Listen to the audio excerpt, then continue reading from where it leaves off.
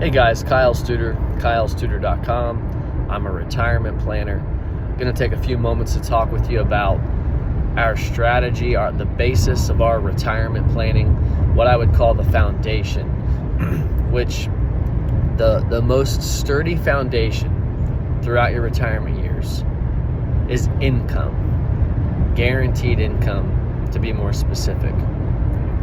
So in this example, I'm going to walk you through a gentleman that's got $1.5 million. He's going to be getting about $4,000 a month from Social Security, which is about as much as you can get. He was a high income earner. So he's going to get that $4,000 a month from Social Security at 67, his full retirement age. And he wants to have about $7,000 to $8,000 a month in income. He needs about $5,500 or $6,000, so there's a little bit of an income gap, but really what he would love to have would be more like 7 or 8. He wants to contribute to his grandchildren's 529s. He wants to be able to be generous. He's got a foundation he likes to give money to. He tithes with the church. He wants to do certain things. He wants to live a particular way throughout retirement. So let me walk you through the basis of our strategy and what I believe really at my core, and see if this makes sense to you.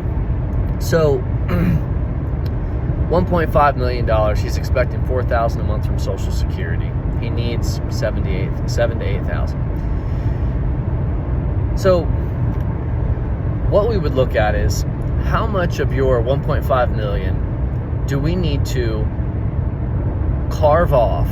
How many chips do we need to take off of the table to get you to your $7,000 to $8,000 a month based on guaranteed income? Remember, we're getting $4,000 from Social Security. So in this example, this isn't exact, but let's call it about $500,000.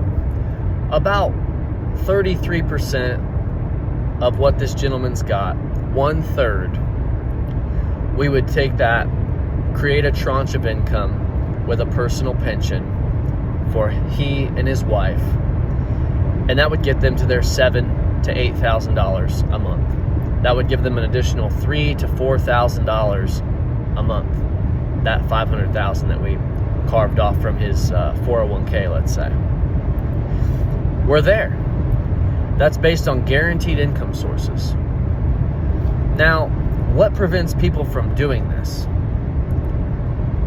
Well, there's a few things we'll get into, but I want to ask you, when's the last time, like if you're somebody with $1 million or if you're somebody with assets and you're thinking about your own retirement as you watch this, let me ask you something and be honest with yourself. What's the most you've ever lost in the market? Maybe not a dollar amount, maybe a percentage you remember. Maybe it is a dollar amount you remember specifically. But let me ask you, where were you when the planes hit the towers?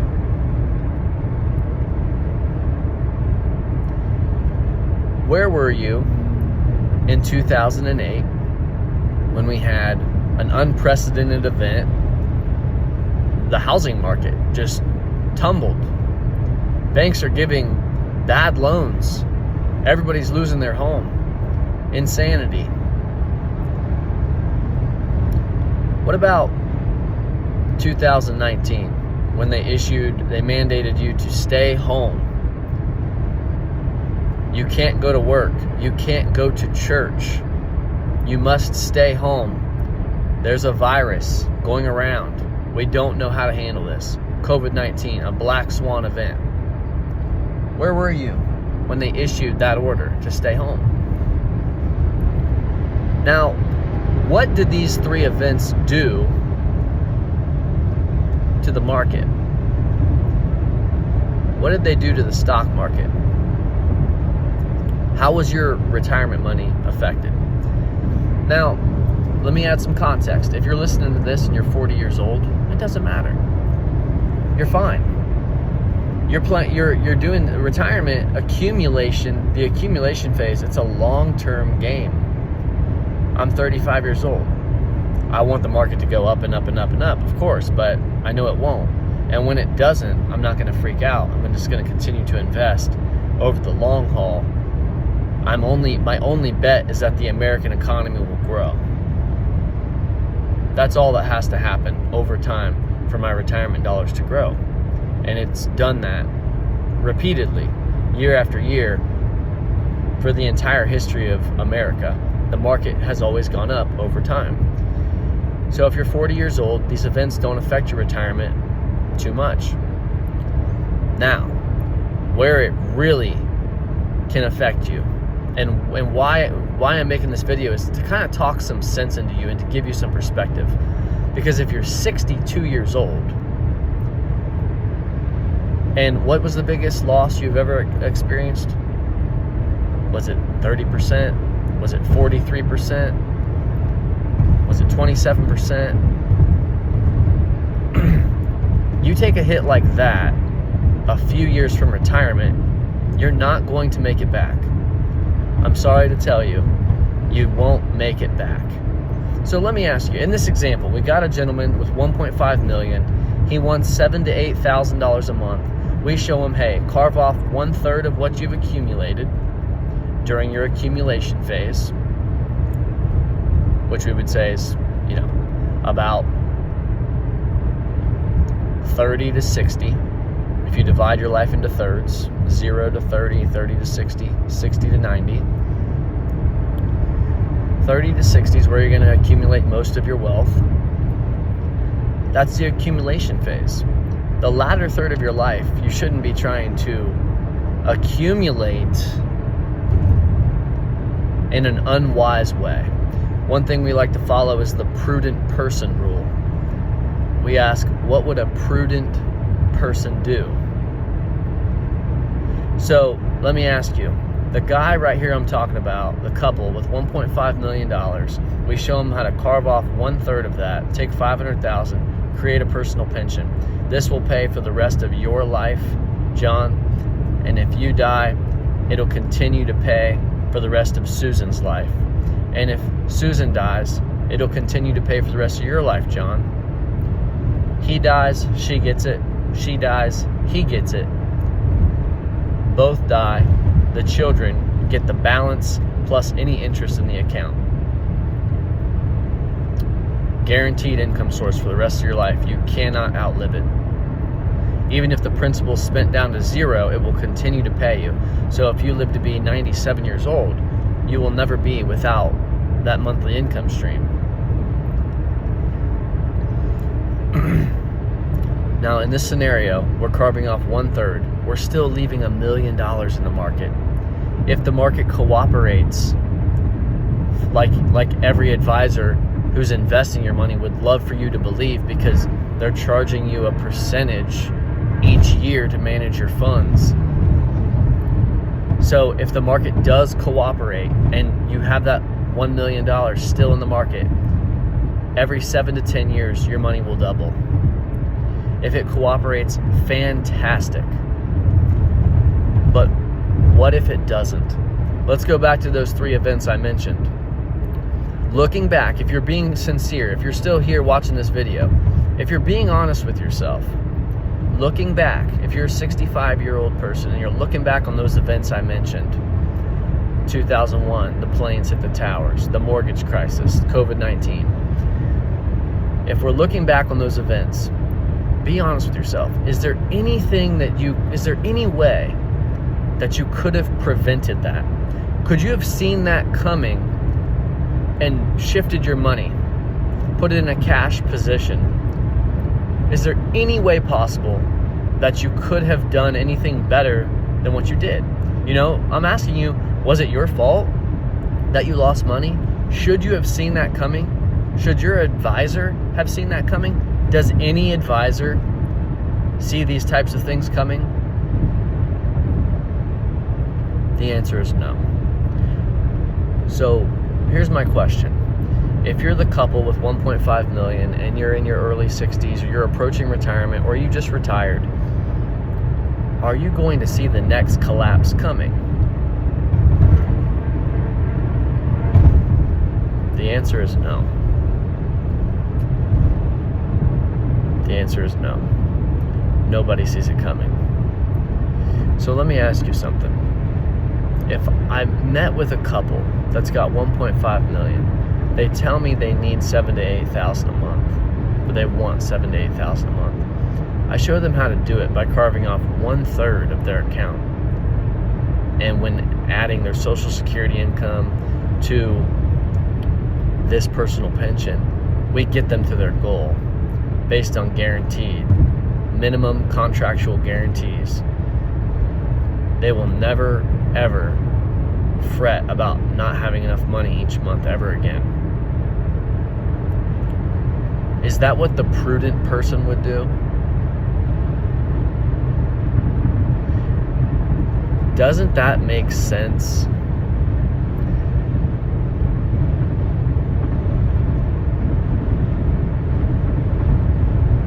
Why would somebody not do that? I'll give you a couple reasons. There's probably more than this, but I'll just give you a couple. The first thing is, and this is most common, you could call it recency bias. And what I'm referring to is lately, Kyle, stock market's been doing great. Hey, lately things have been going well. And so what people tend to do is they think that the past is a predictor of the future. And since things have been going well, it's going to continue to go well. And it could. And if it does, that's the best case scenario for your money as far as growing it. I'm not arguing that. But what if it doesn't cooperate? Does the market always cooperate? If you're nearing retirement, should you be in a position where if the market doesn't cooperate, it could harm you? No, I don't think you should. Here's another reason why people might not follow this prudent person rule, why they may not take 1/3 of this 401k and put it in guaranteed income to solve their problem. And it's just greed. Maybe they don't see it. Maybe they just don't understand it. Maybe we didn't explain it well enough. That's possible. Greed is a very powerful thing. You know, one of only the 4 ways that the devil will tempt you. And I can't think of all 4 of them off the top of my head, I don't think, but lust of the flesh, the pride of life. There's 2 other fundamental ways that we're tempted as human beings. Greed is a huge driver of people. And you know when it's easy to not be greedy? After you take a hit. And it's unfortunate because so many people will have their assets accumulated, they'll have this 1.5, they'll take a 30% hit unnecessarily, and they're not prepared for it, and then they want to look at some guaranteed options, and they're bringing less to the table. So you have to have some foresight. So does this make sense to you? The basis of the foundational belief of our retirement planning is something we will never regret. We will never back off of this because it makes too much sense. The longer you look at it, the more sense it makes. Hey, you got 1.5 million. Take 500,000, add this to a personal pension. In addition to this, with your Social Security, you got your $7,000 to $8,000 a month guaranteed for the rest of your life and for the rest of your wife's life. And if you both die, the kids get the balance. Pretty sweet. That's what a prudent person would do. Now, you're talking to your financial advisor. Here's the irony of this. If they're charging you a 1% to 2% fee to manage your money, they don't want you to move that 500,000 because they'd rather manage 1.5 than 1 million because they make more managing that 1.5. And they might tell you something like, hey, lately things have been going great. I don't foresee anything, I don't see any reason why this would change. Well, the truth is, they don't see any reason why it would change. And nobody does see any reason why things would change, because only 1% of advisors in the entire world can outperform a standard index fund. Nobody sees it coming. So don't let the advisor give you some false sense of comfort. Take comfort into your own hands and adopt this strategy. Build your retirement on guaranteed income sources.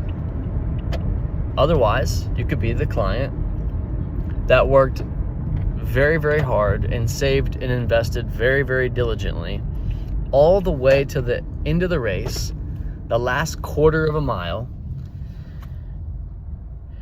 and maybe they just didn't meet with retirement planners like us. Maybe their financial advisor was overly optimistic. The irony is, these folks that tell you to leave your money in the market, they wear multiple hats. You see, they're investing your money and charging you to do so. Then they also have this other designation where they say, well, I'm a fiduciary. Well, how can anybody be a fiduciary and not fairly often recommend this strategy that I'm talking about? Since you can admit that you don't know what the market's going to do, you couldn't have prevented it years ago, you don't know when the next collapse is coming, you acknowledge that time in the market is the most powerful thing, and if you're 60, you don't have time. All these things being true, it's quite obvious. So when we sit down with clients and we show them this and we explain this to them,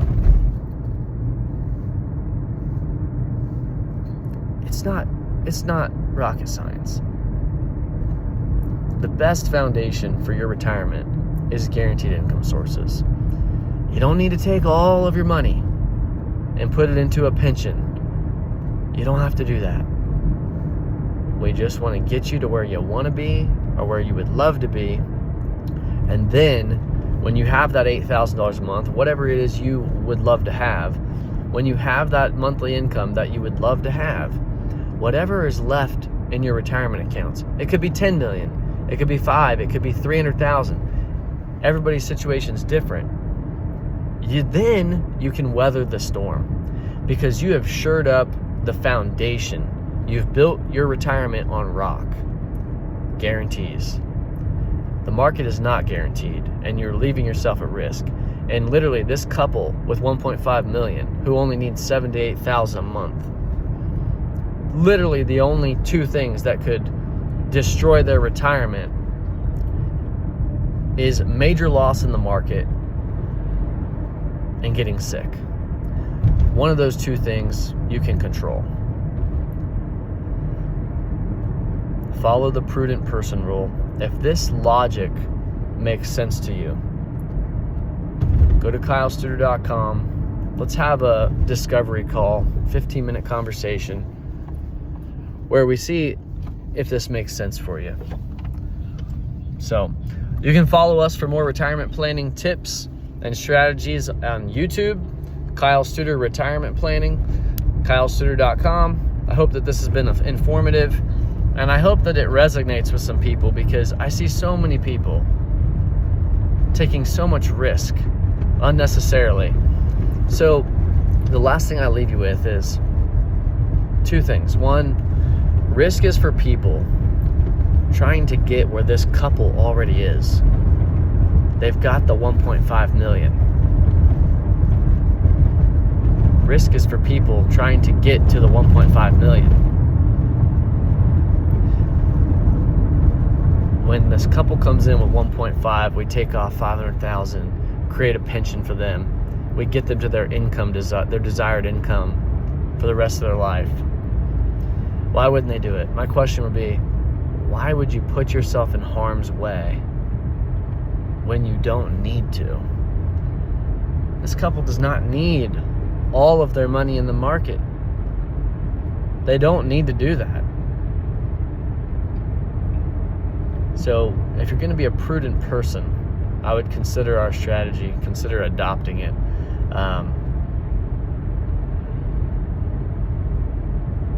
Why put yourself in harm's way if you don't need to? That would be the question for anybody that has a similar situation to what I've described. KyleStuder.com. If you'd like to talk more, we'd love to have a discovery call and see if we can align and see if I can be of any service to you. Have a blessed day.